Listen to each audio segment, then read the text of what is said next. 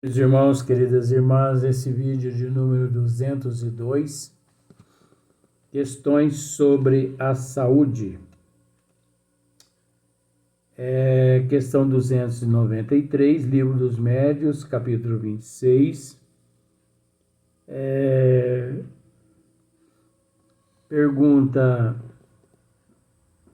Agora é a pergunta de número 26.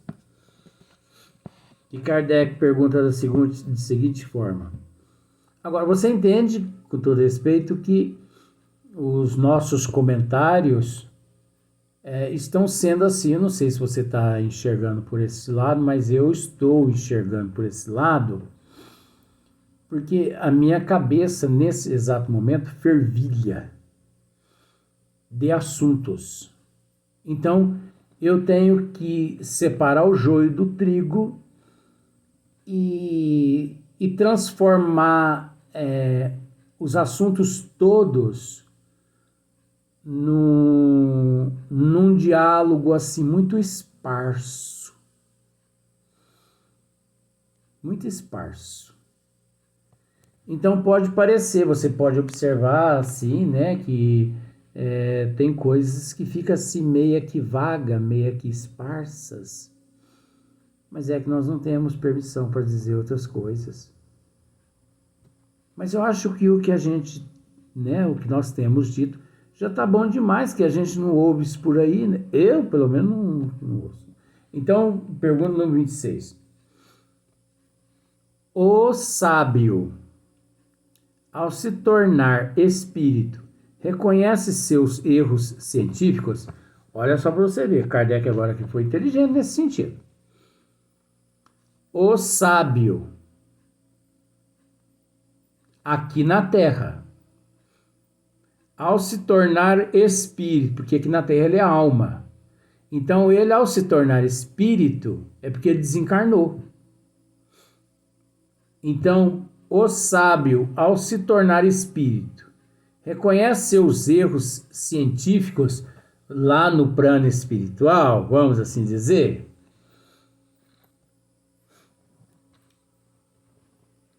Isso é relativo. Isso é relativo. Olha só. Se chegou a um grau bastante elevado, para se achar livre da sua vaidade e compreender que o seu desenvolvimento não é completo, reconhece-os e os confessa sem pejo. Mas se ainda se não desmaterializou bastante, pode conservar alguns dos preconceitos de que se achava imbuído na terra. É verdade isso. Não é porque aqui na terra o indivíduo foi sábio, que deixou o corpo físico, que lá ele reconhece todos os erros e já procura se redimir perante a contabilidade divina. Prim! No passe de mágica que não é assim não. Nós temos que entender que o que faz isso é evolução. E se o nego no bom sentido, se o indivíduo ele não é lá evoluído, ele continua lá com aquela deficiência tremenda. Tremenda. Eu não sei se você sabe, mas olha só para você ver o que eu vou dizer agora, hein? O espiritismo, ele é muito mais difundido. O espiritismo é muito mais conhecido e aceito na Terra do que na erraticidade. Você pode pensar assim, meu Jesus do céu, falou uma besteira das maiores. Porque, gente, vocês acham que todos no plano espiritual encontram-se todos no mesmo nível evolutivo de Fénelon, de Erasto, de Gabriel Delan, Leon Denis. Ora, gente, não é assim não. A doutrina dos espíritos ela é mais difundida aqui na Terra do que no plano espiritual. Entendendo que os desígnios de Deus, ele é conhecido por toda a eternidade, em todas as dimensões, em todos os universos. Só que você consegue entender que os desígnios de Deus é uma coisa, é que o termo espiritismo é outra. Termo espiritismo foi empregado por Hippolyte Léon Densard Rivail aqui na Terra para os encarnados.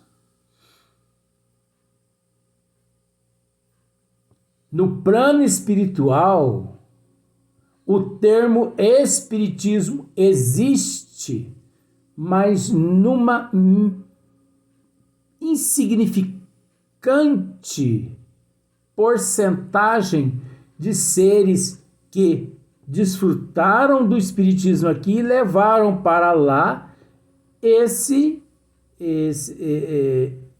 conceito, esse termo. Porque não existe, olha só para você ver que coisa, não existe o espiritismo. Ai, Luiz, agora você ficou doido mesmo. Gente, espiritismo é um termo que foi empregado para a nossa melhor compreensão. Por toda a eternidade, entre as dimensões, entre os universos, existe sim as leis de Deus, que em cada orbe, em cada dimensão, em cada planeta, em cada galáxia, termos diferentes existem, condizentes ao nível evolutivo dos seres que nestas regiões evolutivas se encontram. Não saiamos da Terra na direção de Andrômeda e lá exigirmos o Evangelho segundo o Espiritismo, o livro dos Espíritos, que não iremos encontrar. Nós não vamos encontrar lá em Andrômeda o livro dos Espíritos, o Evangelho segundo o Espiritismo. Esse termo Espiritismo é aqui para a Terra. Você está vendo só como que a gente tem que explicar isso?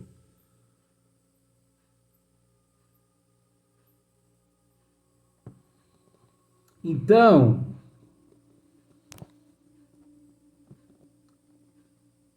se chegou a um grau bastante elevado para se achar livre da sua vaidade e compreender que o seu desenvolvimento não é completo, reconhece-os e o confessa sem pejo, mas E ainda, se não desmaterializou bastante, pode conservar alguns dos preconceitos de que se achava imbuído na terra. É o que estávamos dizendo. É natural. Ora, isso faz parte da personalidade, da persona do indivíduo que encontra-se em processo de evolução. Então é natural hoje você ser detentora ou detentor de uma certa personalidade que te acompanha há 1000 reencarnações passadas.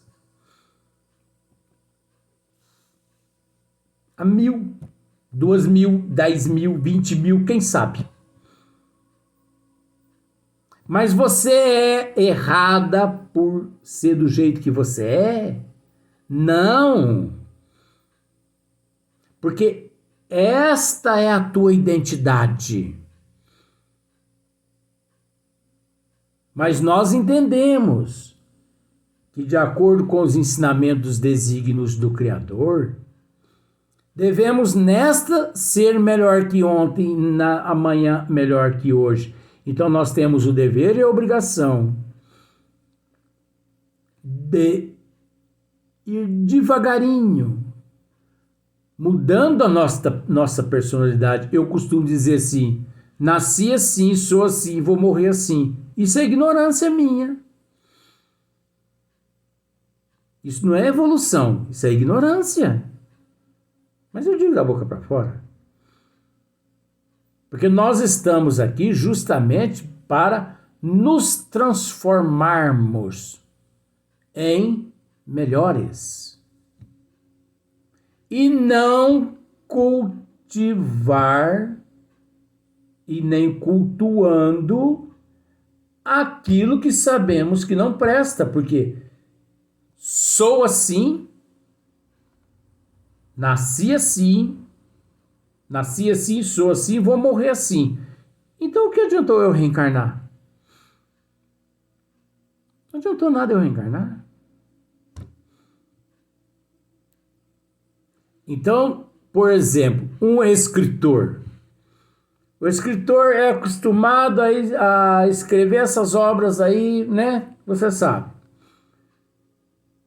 Porque ele desencarna, ele, de imediato, ele vai tomar conhecimento do que fazia aqui na Terra e ele vai mudar de opinião já instantaneamente?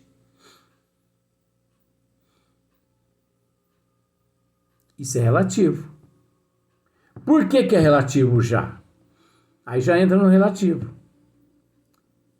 Porque o véu do esquecimento do passado, ele inebria, ele ofusca o raciocínio, ele ofusca a personalidade do ser enquanto no corpo físico, podendo ser que, ao deixar o corpo físico, ele recobre a consciência e ele se arrependa, podendo vir na próxima existência consertar quase sempre aquilo que ele na existência passada ele cometeu erros. Como pode acontecer de na próxima existência ele retornar à reencarnação e continuar do mesmo modo, ou às vezes até pior. Por causa da persona forte do indivíduo.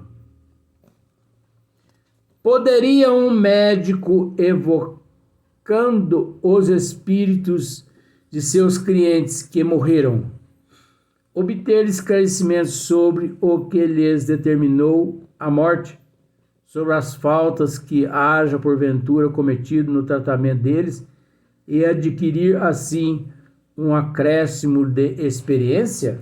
Vixe. Pode, e isso lhe seria muito útil, sobretudo, se conseguisse a assistência de espíritos esclarecidos. É o que eu ia dizer agora. Que supririam a falta de conhecimento de certos doentes. Mas, para tal, fora mister que ele fizesse esse estudo de modo sério, assíduo, com o fim de humanitário e não como meio de adquirir sem trabalho saber e riqueza. Usando um fim útil e sério, é possível, mas é aquilo que nós já adiantamos em outros vídeos. Cremos nós que esses assuntos todos que aqui são abordados só são abordados justamente para que tenhamos consciência de que tudo isso é possível em se tratando de espiritismo. Mas é preciso tomar muito cuidado, porque se você busca uma casa espírita séria, você pode lograr êxito. Mas se você recorre a uma casa espírita picareta, você pode complicar a tua evolução e a evolução dos demais. Quando também já tivemos a oportunidade, olha quantas ramificações. Quando também tivemos a oportunidade de dizer que no ano de 2022, mediante a farta literatura espírita que possuímos, que temos, não vemos necessidade nenhuma de evocar os espíritos para interrogá-los, para consultá-los. Se ainda não demos conta de estudar nem 0,5% da literatura espírita, para que recorrer aos espíritos, a não ser que a pessoa deseja ser mistificados? Justamente por comodismo, por ociosidade, por preguiça de estudar a literatura espírita. Porque se você recorre a tudo e qualquer livro da doutrina dos espíritos, você obtém informações, orientações. Você só deve ler pausadamente, estudar pausadamente. Se você estudar uma página de um livro por dia, tá bom demais. Uma página. Não há necessidade de você ler e estudar um livro em 15 dias.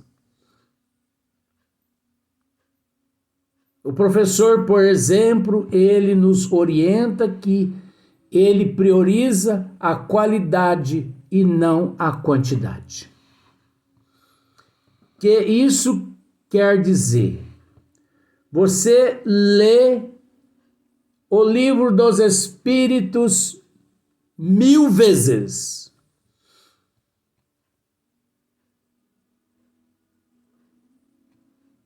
E você possui conhecimento,